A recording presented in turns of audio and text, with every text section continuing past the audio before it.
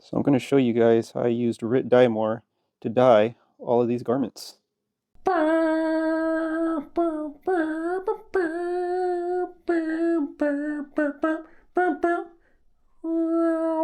What's up, YouTube land? Welcome to another episode of Household Journeys. So on today's episode, I am going to try and dye clothes for the first time. What I currently have is a youth sweater as well as some youth sweatpants. And I'm going to be dyeing these yellow for my daughter. I ended up buying an electric burner for this, so that way I can do this outside because I don't want to be doing all this dyeing stuff inside my house. And I also ended up buying this giant pot. It's mainly for tamales, but I'm going to be using that to dye this. So this pot is going to be dedicated solely to just dyeing. I'm not going to use this for food at all. So the clothes that I have here are 50% cotton, 50% polyester. And I'm going to be using this dyemore synthetic. So if you have anything that's 35% synthetic or more, they recommend using this synthetic stuff right here. Now, from what I saw, the main thing is you really want a lot of heat.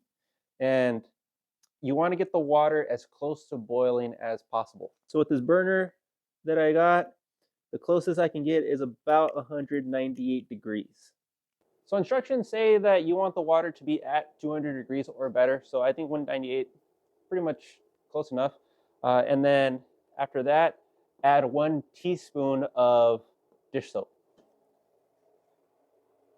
Okay, so just kind of eyeball it there a little bit, and I think that should be good. All right, so instructions say to shake this really well. Okay, and then it says for every pound of fabric, use half a bottle. And this bottle is 7 ounces, so 3.5 ounces is what I'm going to be using because the sweater and the pants together is about a pound of fabric. By the way, if you're curious why the brick and the weights are right there on the side, is because the pot is wider than the burner, so it's a little shaky. So I put those things on there on the side so that way it doesn't topple over. It can give it a little bit of support if it starts to teeter a little bit. By the way, this stirring stick is from Home Depot, if you're curious. All right, let's see, half a bottle of the dye here. And I think that's about half. I'm going to stir that around. I got a pretty nasty looking consistency here. I guess that's just what the yellow looks like. So I saw that you can use paper towel, submerge it, and see if that's the color that you want.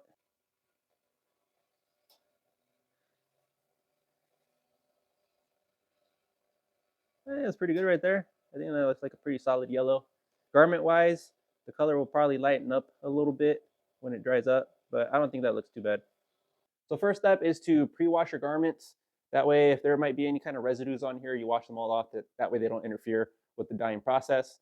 And to also leave the clothes a little bit damp when starting the dyeing process. So these have been washed and they are also damp at the moment. Okay, here's the first one. Oh no, that looks horrible. I'm joking.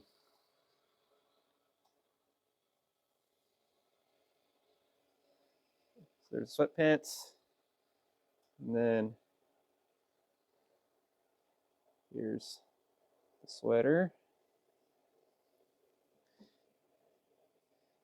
And you're supposed to stir this consistently for at least 30 minutes up to an hour. From what I saw, the key is high heat. So you want to be around 200 degrees or more. And to constantly stir so that way the dye evenly gets absorbed into the fabric and you don't get any kind of weird wrinkling or splotchiness. That's already looking really good yellow wise. I also saw a tip where they said to use a lot of water. With more water, you get better coverage around the garments. Whereas if you use a small pot with a little bit of water, the garment, the fabric isn't going to be submerged well enough into the dye. So you want to use, you definitely want the fabric to kind of be able to swim around in the pot a little bit. All right, so it's been just a little over half an hour, and I'm going to show you guys how this looks at the moment. And I think that looks really good. It looks very yellow, looks pretty uniform in my opinion. So I'm going to say that's good right there. You can leave this in here for up to an hour, but I'm going to call it good right now. So what I'm going to do now is I'm going to go ahead and wash off the excess.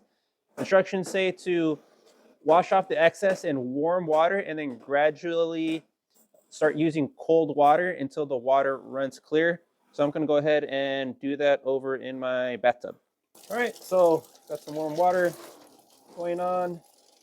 So I put some gloves on because I want to avoid the dye coming in contact with my skin as much as possible.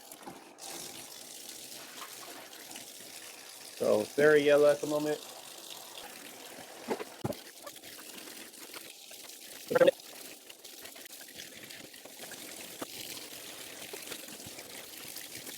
This one I'm going to start using cold water, and that looks pretty clear. So this is a very solid yellow. Definitely like the way it came out. So now I'm going to go ahead and run this through one cycle in my washing machine. Then I repeated the process for the blue dye, did it for the orange dye, and then one last time for the green dye. All right, so there you are. There are all 4 colors. All right, so here are all the garments, all 4 of them. So I think they came out pretty good. This is pretty much the color that I wanted. One thing I will say though is that they did come out in a little bit more pastelish kind of tone. They're a little bit on the lighter side, which is fine. That's what I was going for. These are for my daughter, so I did want something a little bit lighter in color. I didn't want anything too dark, too deep. So if you look at the yellow, yellow came out nice and bright. I'm gonna use this for a Pikachu sweater. So this yellow looks really good, and there's no kind of spotchiness or anything like that. The blue, sky blue, or it looks kind of like a powder blue, baby blue right there. So this one's pretty good. I'm going to be using this for a Squirtle sweater, so that's just the right color right there. And then continuing this Pokemon theme, I'm sure you guys can figure out orange is going to be for Charmander. So nice solid orange there. It's not too neon looking, so it doesn't look like safety orange. But just keep in mind this orange it's a little bit on the softer side. And the last one, this one isn't completely green. I did put a little bit of teal in here. So it does have a slight like kind of aqua look to it. And this one's going to be for Bulbasaur. So again, overall, I think the dyes worked out really well. I really like this process. So I will be doing this again in the future with other garments. So with all of this being done, I'm going to go ahead and start making some vinyl cutouts so that way I can heat press the characters onto these garments, and that way I'll have a full sweatsuit for my daughter here. However, that will be for another video. So this video is just on the dyeing process. So hopefully you guys have enjoyed this video. This has been Household Journeys. Take care, people.